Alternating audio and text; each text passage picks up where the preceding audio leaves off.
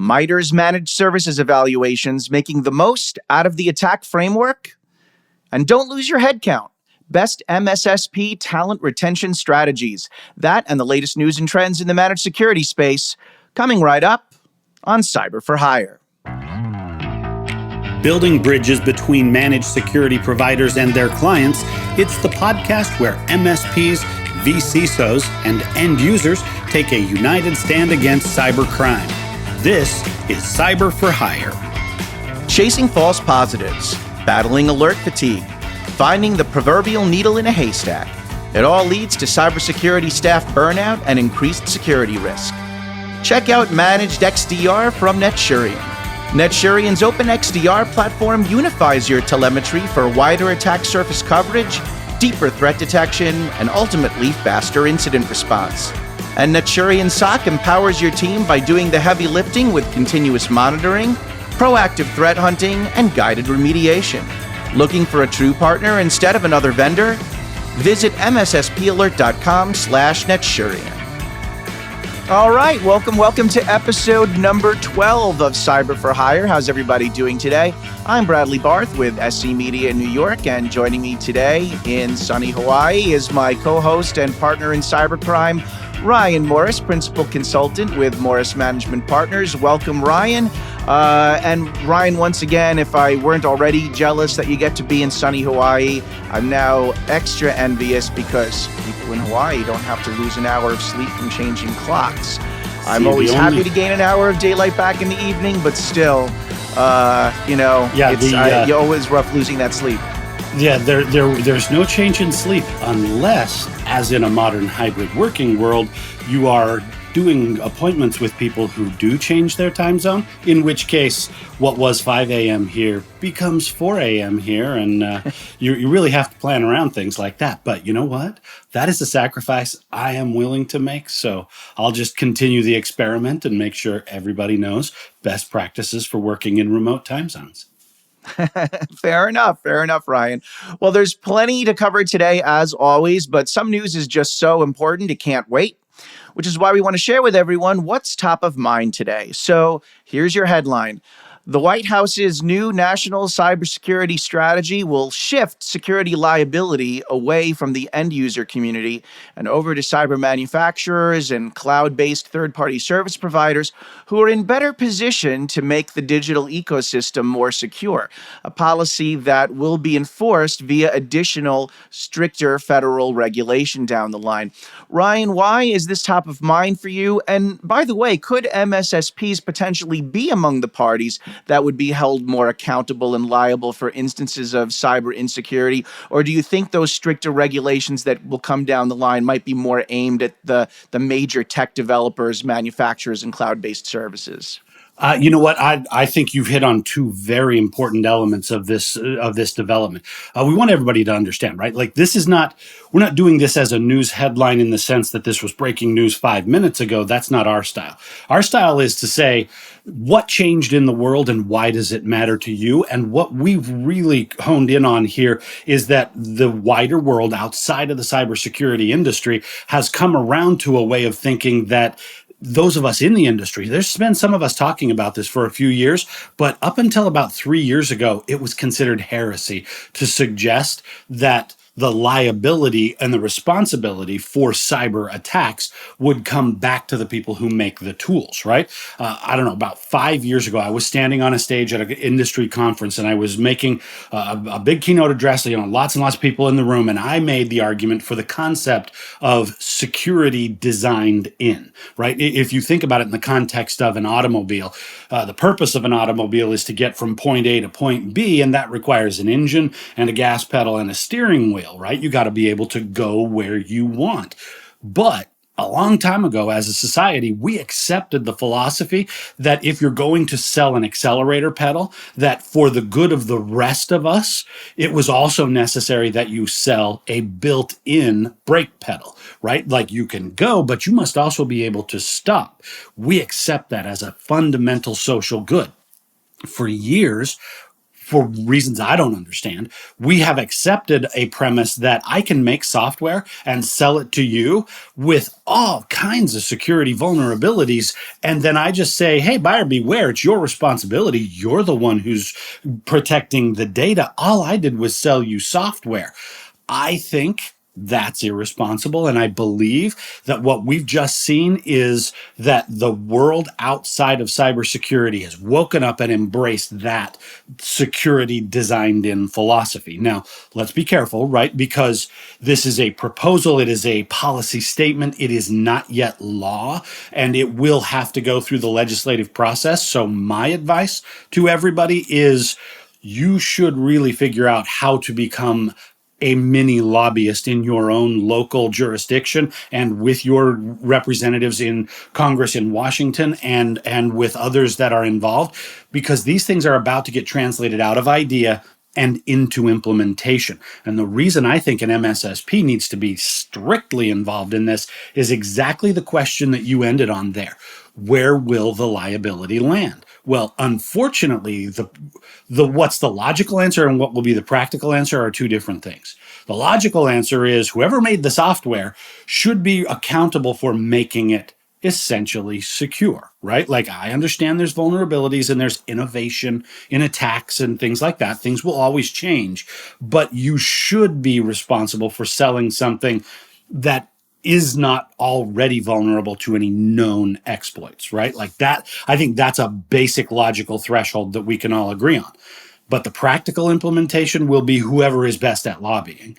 And if the vendors are better at lobbying than the service provider community, I can foresee a world where the accountability is not on the person who made the software. It's not on the person who bought the software. It will land on the people who configure, implement, and maintain that software. If that's the end user with an IT department, cool, the end user takes on that liability.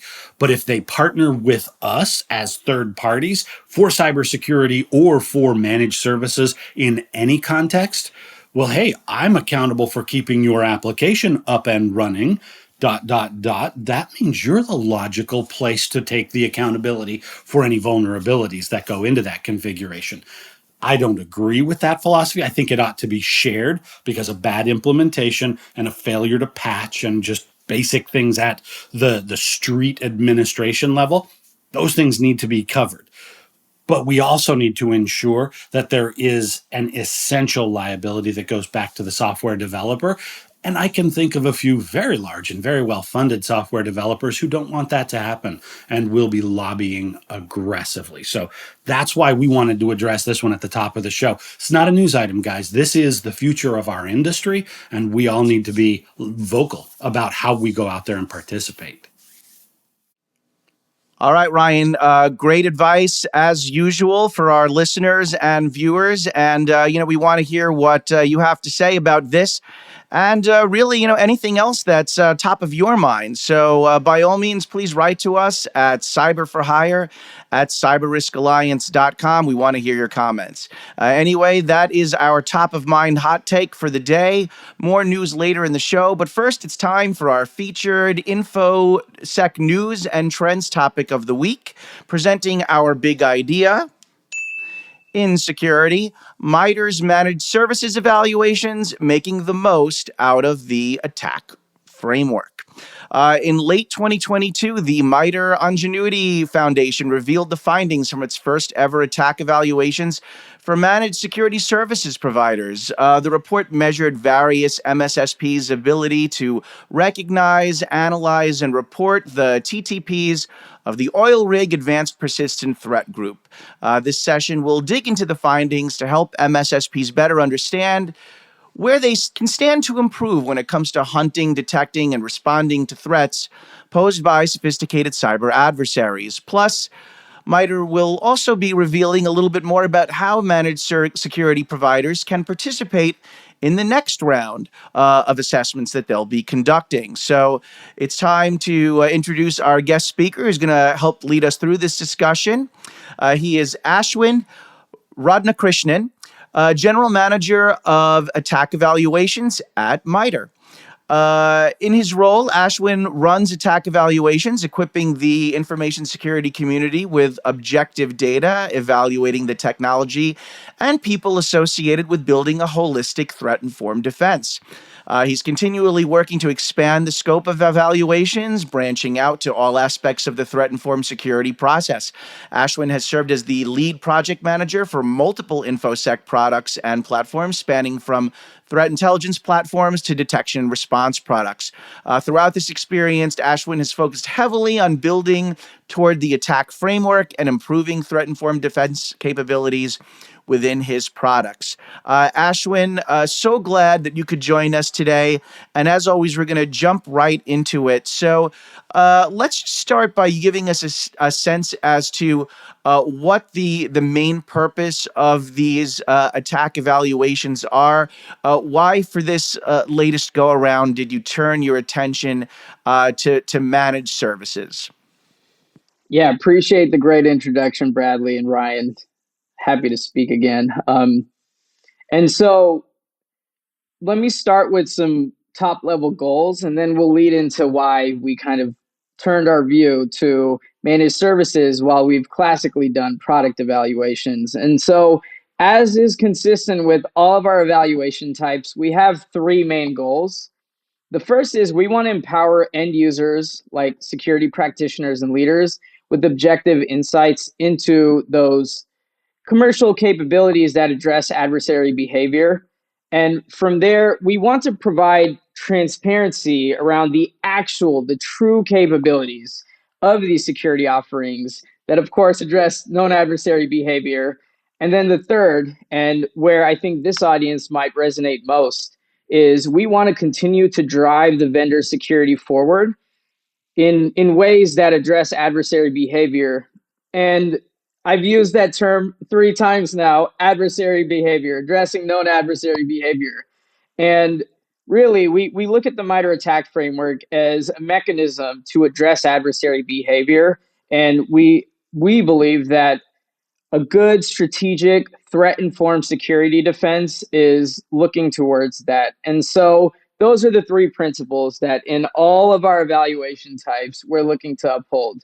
I've positioned that to our participants as well as my internal team as our like three major North Stars. If we feel like we've delivered on those goals, we can kind of sit pretty and be happy with what we've delivered. Now, when it comes to managed services, there are maybe objective reasons as well as some subjective reasons why we've looked into that.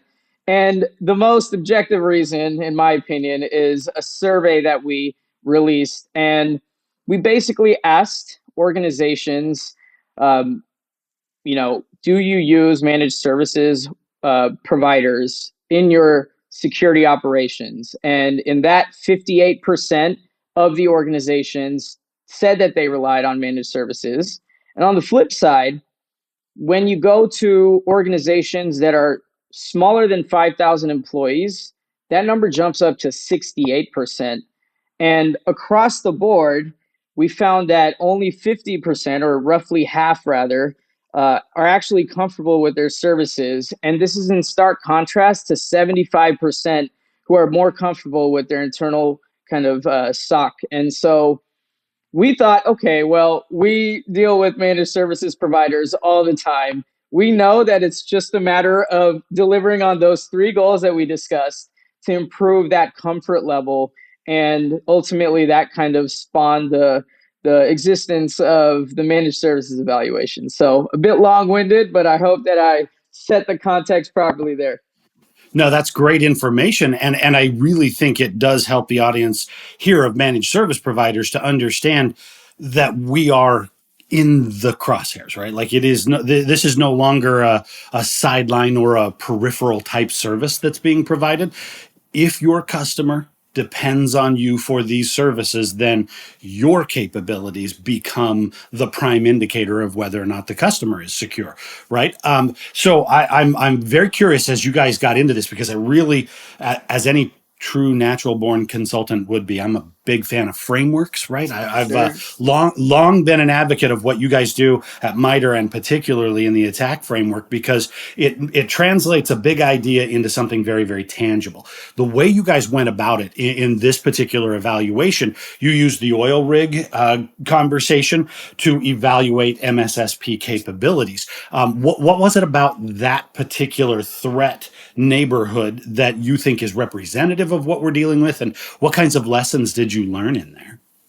I love that question, and it gives me an opportunity to describe some of the successes of my team and kind of how we go procedurally to answer that question. Now, amongst other specific disciplines that have their own dedicated team within ATT&CK Evaluations, we also have a cyber threat intelligence team who helps us kind of look at different types of adversaries, look at what is actually relevant on the market, and then, of course, look to challenge the vendor community in keeping in context with the third goal that I shared. And OilRig kind of hit a lot of those factors. And just quickly, we do adversary emulation, which kind of allows us to have our cake and eat it too, if you will, in the sense that we are emulating specific techniques. And so whether or not your organization is targeted by OilRig, it does provide that attribution and that kind of overall context. But if you're looking at the bits and pieces and on a more tactical level, the results for each of our participants, you can just look at the techniques as well. So we frame the emulation plan around an adversary emulation for OilRig this previous round, and trying to kind of farm out and expose the difference between emulation and simulation, if that distinction makes sense, is core to kind of what we look to accomplish here. Yeah, and OilRig, for those who may not be entirely familiarized with them, but they're a threat actor that's generally considered to be a nation state threat actor associated with the Iranian government and intelligence, and certainly when you perform some of these or just the attack framework in general, this is meant to be used against actors that can either be of a nation state nature, but also a financially motivated cyber criminal group or a major ransomware group as well. So, Ashwin, can you also go into a little more detail about some of the methodology that was employed behind the assessments? Give us some of the details about how this went down. I believe there were maybe 16 MSSP participants that were chosen. The environment that you chose to basically have this emulated attack was, I think, Microsoft Azure, and I know you employed a couple of various different types of TTPs and used certain methodologies. So give us a little bit of insights into sort of the flow of the exercise and how it all went down. Yeah, great question. And again, to kind of frame set a little bit, off the back of our chosen adversary, a couple of changes have been made for managed services compared to our traditional enterprise evaluations, which we evaluate detection and protection product capabilities. We completely ran this in a black box environment. So as opposed to us announcing the adversary, giving folks a list of techniques that might be used based on publicly available threat intelligence, we obviously use that internally, but we ran this in a black box context. So folks were actually evaluated on their ability to defend against this completely unknown plan without kind of like the pre-test or whatever capability here. And so with regards to how we choose vendors to participate, and I'll use that term, but really speaking, managed services providers in general, right? So like any other round, we open up a call for participation, which hint, hint, round two is coming up very soon. And we ultimately don't restrict any types of vendors from joining as long as they provide a managed service. And what our motto is internally is we want to be capability focused, not product category focused or acronym focused, right? So we are acronym agnostic. So MDRs, MSSPs, any type of managed service provider was able to reach out to us and join. And so from there, really the methodology was, as I described, black box, right? So we open up an Azure environment that simply serves as kind of a means to an end, if you will. We try to limit the actual Azure capabilities from actual use within the environment. So we'll open up the Azure environment. We'll give our participants 3 weeks to deploy their sensors and their tools and everything within the actual environment. They'll also have the ability to teach our team, who at that stage is acting as a quasi customer, how to actually be a customer. Is there a portal that we need access to? Is there a format that you want to inform us on? And after the 3rd week, where we'll run checks to make sure that the sensors and products that they deploy in order to achieve their managed service capabilities are compliant with our disclaimers, we will go ahead and start execution at an unannounced time on the 4th week. And, we have a specific cadence internally that we use. And obviously, one of the key things is, in the land of a lot of different variables, how do we make sure we limit the variability and consistently and objectively apply our methodology, right? So there are a lot of factors, but from Monday to, in this case, it was Friday, right? At, business hours, we effectively had our red team, enact our emulation plan. And, throughout the week, we went ahead and received a bunch of content, whether it was portal access, whether it was an email, whether it was Slack, for instance, on a public Slack channel. I mean, that's the reality of how things work these days, right? And we collected all of the data. They had an opportunity to also send us a superset of the data 24 hours after we said, hey, the evaluation is finished. And then we use all that data in our quite rigorous results process, which we kind of calibrate across each vendor, across each step and sub-step within the emulation plan. And of course, we have that publication, which, like you'd mentioned, happened late last year on November 9th. And, and as best as I can summarize, that kind of underscored our general process.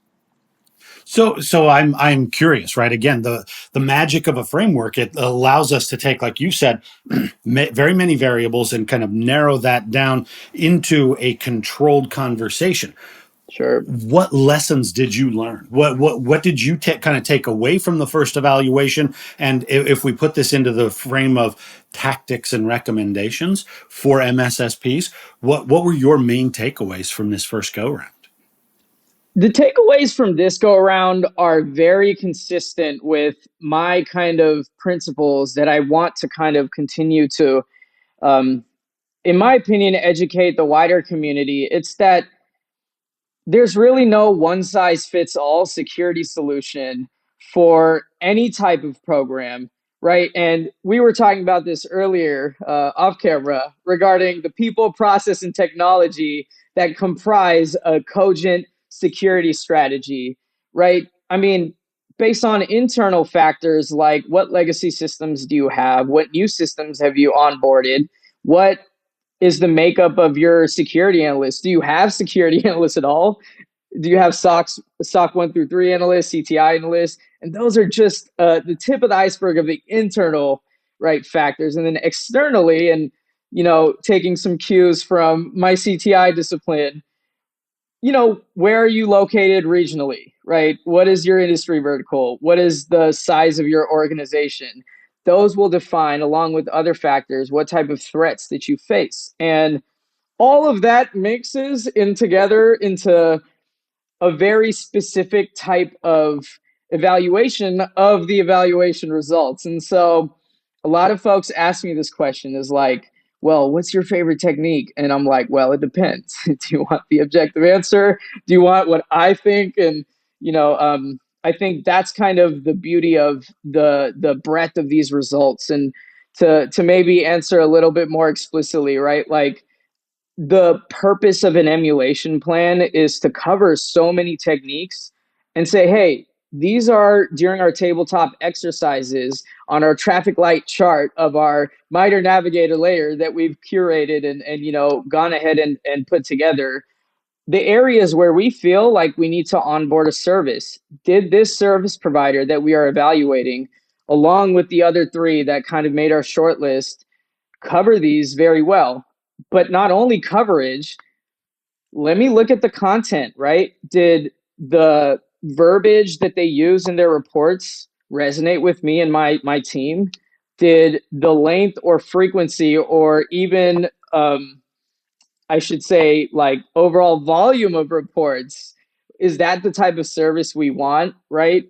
Those are all questions, and I'm probably raising more questions with your initial question, but that is the key, I think, for evaluations is to actively ask the questions to diagnose, and then you can figure out the prescription. And I agree with you. I think that that's what's important is that people realize there's no such thing as one solution, but there is a way to get to a solution for your situation. Bradley, you had a question there? Oh no worries, Ryan. No, what I was going to say is because really, what's nice about this report is the fact that clients or prospective clients of managed services providers can look at this and say, hey, who is strong in areas that we need to be strong in? Where are areas of weakness that we, may need to address with our managed security services provider? What can you do to strengthen this area where you were a little weaker?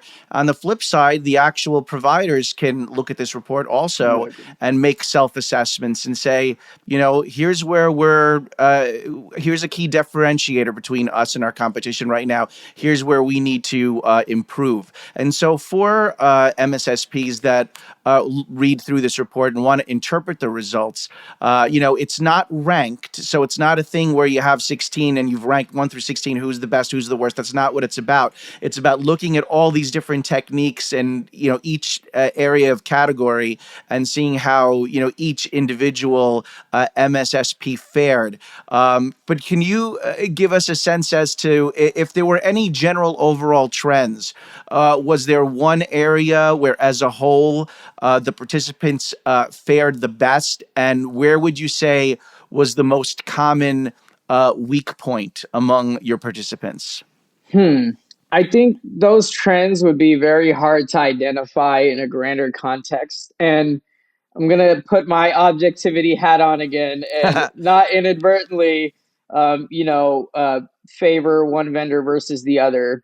I will say that some of the areas that we're looking to extend to are indicative of these types of conversations, meaning where we want to continue to influence the vendor community to pull forward are the areas that in round 2, which again, we will be announcing very, very soon, especially when this releases on Tuesday, that we are looking to, in practical matters, right, influence the type of improvements we want to see in the community. So very hopefully like political answer there, but no, that's fine.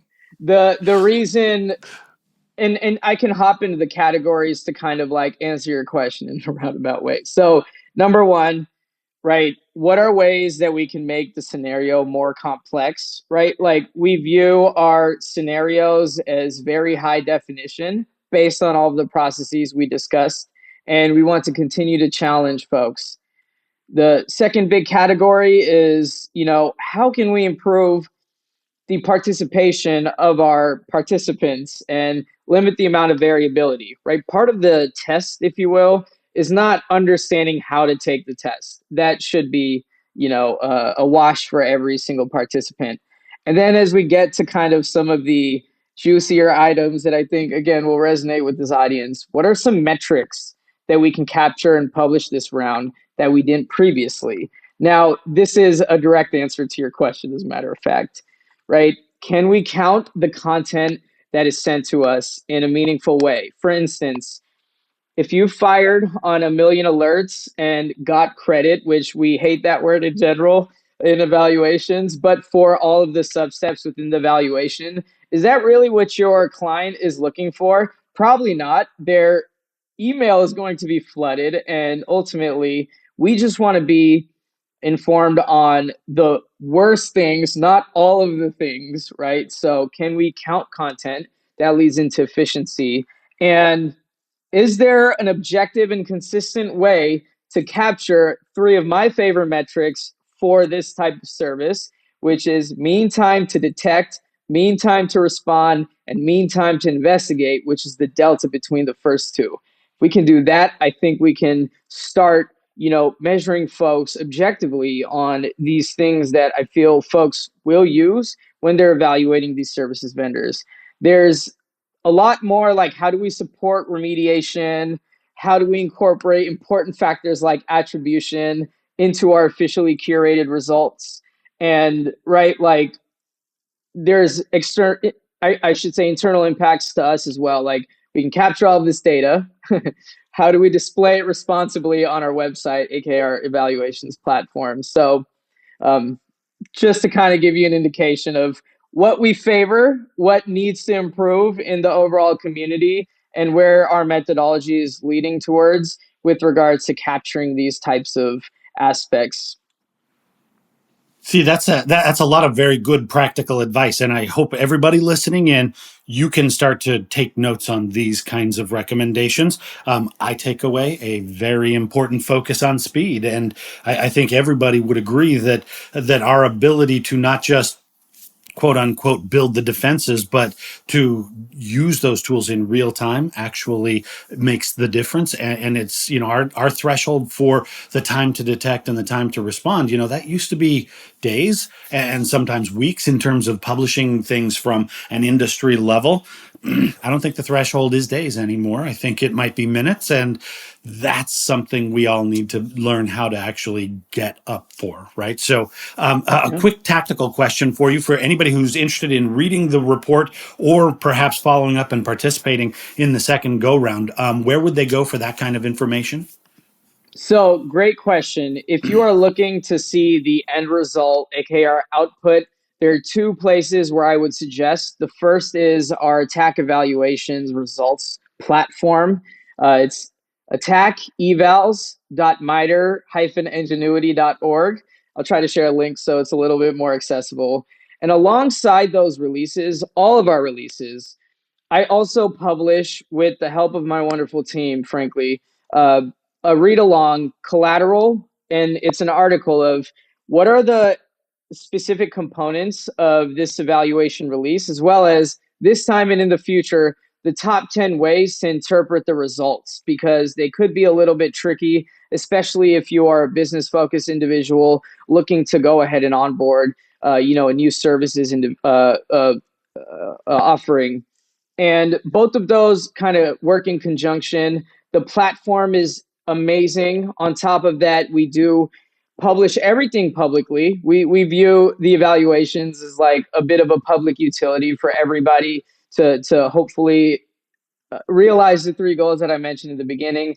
And to that end, we actually, after publishing, publish our emulation plan, a lot of the operational flow, a lot of those components on our Center for Threat Informed Defense GitHub as well. So all of that, the components as well as how to interact with the results, are with that read along article on Medium. And I suggest those two mediums to go ahead and understand more. And then the last part of your question, I believe, is how do folks that are interested, get involved in this upcoming round? This is extremely timely because within a week or two of us publishing this, you will see a big announcement. I think we do a great job of touching the right people. However, if you are already interested based on my wonderful speaking here so far, feel free to email evals@mitre-engenuity.org, and we will get you set up as soon as the time is right. Excellent. Right. And again, I hope what everybody is able to take away from this, all that detailed information that you are sharing, not just about the findings, but about the methodology. The goal here is to demystify and take fear out of the conversation. Exactly. Yes, there are complicated attacks out there. Yes, there are threats that are coming at us from directions we've never anticipated. but we can do something about it. And if we get better at the evaluation and the practicing process, then our ability to respond in the real world actually gets much, much better. So I really appreciate you guys doing this kind of work. And hey, if what you're studying is what you want the vendors to improve upon, advocate for what you want out there in the world, right? Like that's the best way I can see to make changes happen. And you guys are doing some really good work. I want to pivot for a second though, before we let you go, into a segment that we call What Scares You? Because for all of the things that we talk about in this industry, there's a lot of chicken littles and a lot of people that are saying, the sky's falling and whatever. We try to dispel that fear mentality. But what we know for sure is that people who are serious cybersecurity professionals, we see some stuff behind the curtains, and there's things that legitimately still get us as the pros. Seeing what you see with all of your experience in the industry, what scares you in the cybersecurity world right now? So I'm going to give maybe the most popular answer to most security professionals at the very moment. It is the advent of AI focused writing like Chat GPT. The reason that scares me is my discipline is in product management, and I understand the base and then like building the fixtures after, like, pouring the foundation, etc. And the future of where this is going is really concerning to me, because I think adversaries can use these types of tools to create really, really high definition spear phishing emails, just as an example, that are going to really elicit a lot of links from folks that are way more intelligent than the folks that are being attacked right now, right? Like, I've seen some of these online, whatever the case is, and they're genuinely scary, because I don't know how they're finding all of the information, but they are looking more and more realistic. And we had a good conversation about this again off camera, but right, we can't all control every aspect of entry, initial access into a system, right? I mean, we aren't all security professionals, but we're all tasked with security. And the more realistic those spear phishing emails get, the more and more worried I am about that attack vector. So, anyways, doesn't keep me up at night per se, but that is what I am most afraid of at the moment. See, for those of us that our job is to be in control and to present calm to the world among chaos, the things that actually get us like that, and I agree with you on this one, those are things that the wider world needs to start paying attention to. So hopefully people are aware of that. We were saying before we jumped on here for today's conversation, the wrong way to do this is it's terrible. Don't ever connect to the internet, right? Fear is not going to solve this problem. But also, what's not going to solve this problem is scolding the people who might click on something, right? Being the cybersecurity department and getting a reputation for, we are the people who scold you in public when you accidentally click on something. That doesn't make anybody want to interact with us. That doesn't make us popular at the staff meeting, right? But it mutes their willingness to share. And I think, like you say, as artificial intelligence yields much more high definition and realistic attacks, these things will sound human. They will feel very natural. And if we're scolding people about falling victim to those things, we will be the last ones to know when they enter our environment. So I would agree with you on that fear. It is kind of really interesting how, with today's cybersecurity professionals, as proficient as they can be in computers and know their devices and know their programming inside and out, you still have to worry about the end user who is fully human. And, until humans are entirely, replaced by robots and AI in the future, which I think we're still thankfully a little ways away, you need to be well versed in both sides. You can't just be all about, computer functionality. You have to understand what makes humans tick too. And that is a missing piece of a lot of security leaders' resumes. They need to understand and connect with the human user better. Absolutely. Couldn't agree more. All right. Well, interesting little diversion there. Thanks for giving us a good scare. And it was no, but it was great talking to you, Ashwin, and we appreciate giving us your perspective and your rundown of the MITRE evaluations as well. And certainly would encourage the various MSSPs and other service providers to go again, look up your report and perhaps participate in your exciting, next round of evaluations. I'll be very curious to hear whose attacks you'll be emulating next. But in the meantime, thanks one more time to Ashwin Radhakrishnan at MITRE Attack Evaluations. Appreciate your time. It's going to wrap up the first half of our show. Please return for the second half of our episode, which will feature our MSSP business and industry topic of the week. Don't lose your head count. Best MSSP talent retention strategies. That plus our InfoSec News Rundown and our Dear Cyber for Hire advice column segment. All that coming up, so we will see you in a moment on the other side.